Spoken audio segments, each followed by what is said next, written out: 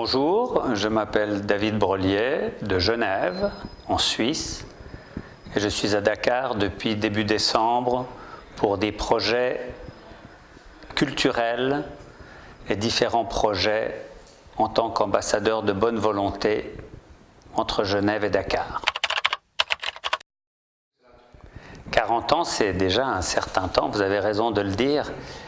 J'étais jeune, j'avais 17, 18 ans, comme ça, et j'ai une passion qui est l'art contemporain, qui s'est décidée, et c'est comme ça que j'ai commencé à acquérir certaines œuvres et à me faire offrir certaines œuvres à Genève. Et aujourd'hui, j'ai beaucoup d'artistes importants africains que j'ai acquis, des artistes sénégalais de la diaspora ou des artistes sénégalais d'ici, toute une histoire de la collection africaine grâce à Dakar et à ma découverte de Dakar en 2016 grâce à la Biennale de Dakar, Dakart. Parler de ma collection, ça serait vous en parler pendant des heures. 40 ans de collection, c'est beaucoup d'années. Mais j'ai eu la chance de voyager dans le monde entier, de faire toutes les grandes biennales, de faire toutes les grandes foires d'art, d'être invité partout. Mais c'est mon coup de cœur le plus important en 2016, c'était pour la Biennale de Dakar, et c'est comme ça que j'ai décidé que Dakar serait une base importante pour ma collection. Le plus marquant, il y a énormément de faits marquants, mais j'ai été en politique où j'ai défendu la culture, j'ai fait énormément de choses dans les domaines culturels, donc si vous voulez, mais l'événement le plus marquant, c'est probablement l'exposition en 2018, ce qui m'a empêché de venir malheureusement à Dakar 2018, à la Biennale. C'est ma propre exposition dans une fondation qui s'appelle la Fondation Fernet-Branca à Saint-Louis, en France, près de la Suisse, parce que vous savez, la Suisse a plusieurs frontières communes avec l'Allemagne, la France et l'Italie. Donc la Suisse est vraiment au centre de l'Europe, et donc j'ai exposé un petit peu une partie de ma collection, 150 œuvres d'art environ. Il y a un dossier de presse très fourni que je peux vous mettre à disposition. Et ça, c'était un événement très important parce que quand vous aimez l'art et que vous êtes passionné comme moi et que vous faites des conférences et que vous parlez d'art et que vous essayez de convaincre la jeunesse de l'art de leur temps, de l'art d'aujourd'hui, c'est l'art contemporain, eh bien, quand on vous fait une proposition et on vous dit, bah, écoutez, on a un lieu public pour vous recevoir, c'est un moment merveilleux. Et ça a été un moment extraordinaire de reconnaissance du public, des professionnels et aussi du monde de la presse, car j'ai eu un dossier de presse extrêmement important. Pour moi, l'art contemporain, il est universel, il est mondial. Et pour moi, l'art en Afrique et l'art africain, il est à la base d'énormément d'art, ce qui fait qu'il y a l'art premier, l'art tribal, etc.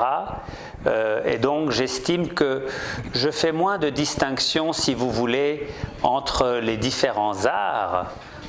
Par contre, ce que je dirais que si vous voulez, la diffusion ou la connaissance de l'art contemporain est différente entre l'Europe, l'Amérique et l'Afrique.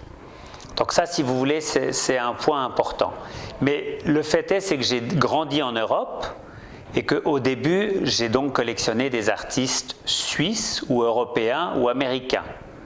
Et puis parmi ces artistes, j'ai découvert des artistes africains très jeunes, vraiment Romuald Azoumé, très jeune.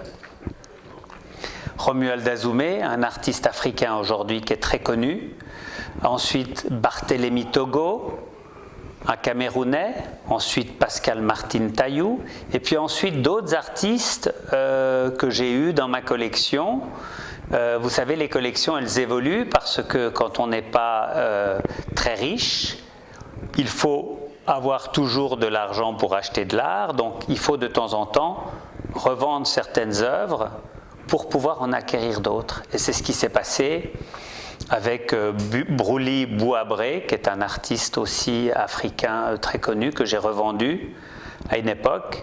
Mais à part ça, dans les Africains, je n'ai absolument jamais revendu d'artistes africains, puisque ma collection aujourd'hui, elle est essentiellement, j'aimerais y mettre un stress, une intensité au niveau de l'Afrique et de l'Afrique francophone. J'attache beaucoup d'importance à la francophonie, car je suis francophone et je défends la francophonie. C'est une langue, le français, qui nous lie, malgré toutes vos langues comme le Wolof ou comme d'autres langues qui sont des langues africaines. Ce qui nous lie aussi, c'est le français. J'attache énormément d'importance à la culture francophone.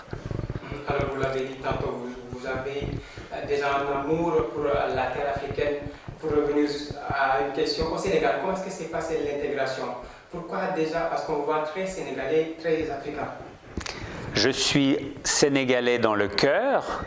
La tarangasse sénégalaise m'intéresse. Votre sens de l'accueil, qui est très important pour moi aussi, est un signe important. Les Suisses sont des gens accueillants. Le Suisse aime accueillir ses amis de l'étranger. J'ai vu la même chose au Sénégal. Et c'est surtout la culture sénégalaise qui m'a fasciné. Les talents des artisans et les talents des artistes.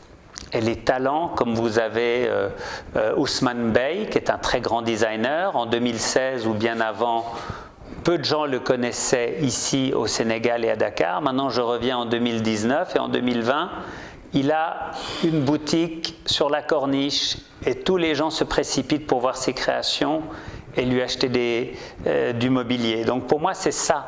C'était faire aussi partager le talent et ce désir de faire comprendre à mes amis africains que le talent est chez eux et que ça ne sert à rien d'essayer de venir voir chez nous si c'est l'Eldorado ou si c'est le pays où il y a beaucoup d'argent et on peut faire des choses. C'est très dangereux, il ne faut pas partir, il faut rester dans son pays, il faut vivre dans son pays, gagner sa vie dans son pays.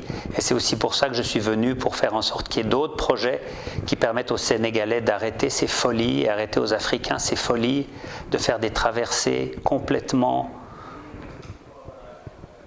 insensées et qui sont tellement dangereuses, et la vie d'un homme et d'une femme a une valeur importante, donc je pense qu'il faut garder ces valeurs. Et donc je veux absolument par la culture qu'on sache aussi qu'il y a des possibilités pour que les jeunes se réinsèrent, trouvent du travail, trouvent des vocations, etc.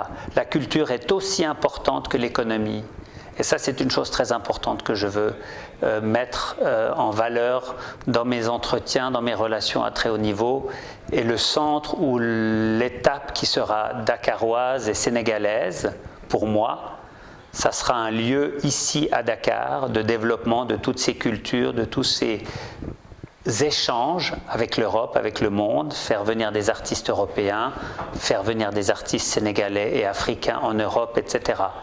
Et absolument faire en sorte que les jeunes aient moins de chômage et que les jeunes arrêtent de faire cette folie de croire que l'Eldorado, c'est chez nous. La Suisse, ce n'est pas l'Eldorado du tout.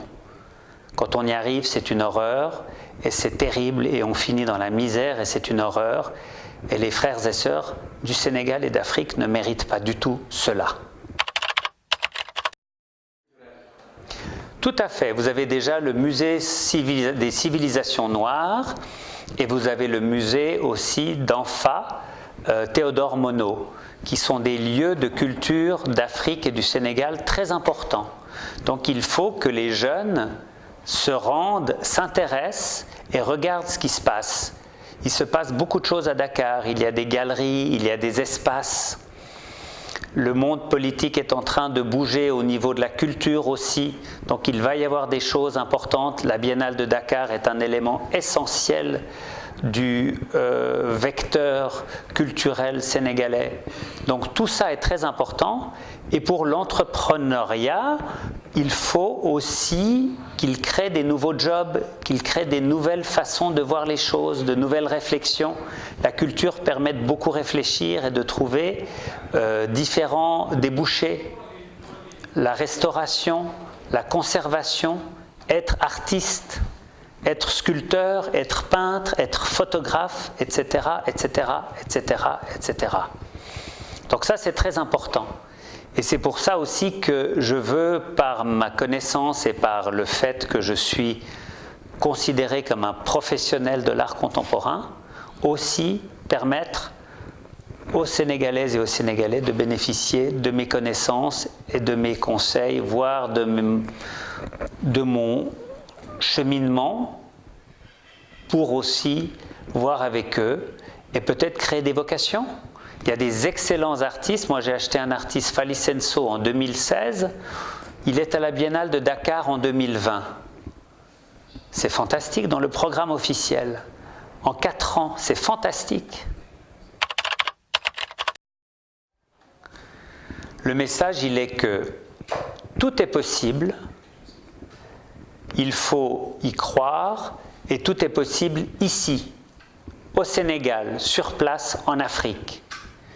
Et qu'il ne faut pas croire que l'Eldorado ou le paradis est ailleurs. C'est pas vrai. Vous avez des jeunes qui ont des diplômes, vous avez des jeunes qui ont fait des études et qui n'ont pas de travail. Ça, c'est une chose qu'il faut corriger. Et là aussi, nous pouvons accompagner le Sénégal avec nos PME, avec nos start-up, avec nos différents gouvernements, nos différents pays, pour accompagner le Sénégal dans tout ce qui est formation professionnelle, dans tout ce qui est éducation, pour que ces jeunes trouvent leur voie et s'épanouissent au Sénégal ou ailleurs en Afrique, sur ce continent qui a tout à offrir, où il y a beaucoup de choses à faire. L'Afrique, c'est aujourd'hui.